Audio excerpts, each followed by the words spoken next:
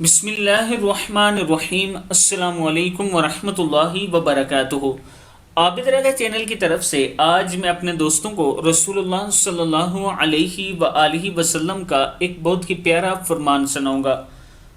غم اور مصیبت سے نجات کی دعا ہے۔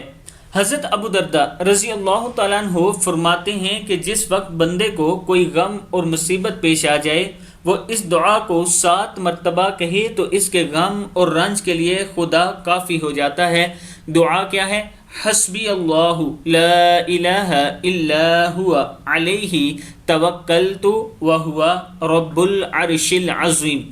اللہ کافی ہے، اس کے سوا کوئی معبود نہیں، اسی پر بھروسہ کرتا ہوں، وہ عرش عظیم کا مالک ہے۔ ابو داؤد میں یہ حدیث موجود ہے۔ دعا کیا ہے؟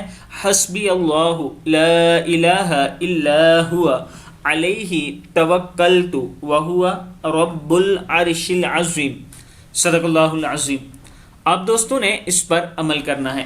اس ویڈیو کو آگے ضرور شیئر کریں، اور اگر آپ اپنے بچوں کو قرآن پاک تجوید کے ساتھ پڑھانا چاہتے ہیں تو یہ میرا واٹس ایپ نمبر ہے، آپ اس پر رابطہ کر سکتے ہیں۔ السلام علیکم ورحمۃ اللہ وبرکاتہ۔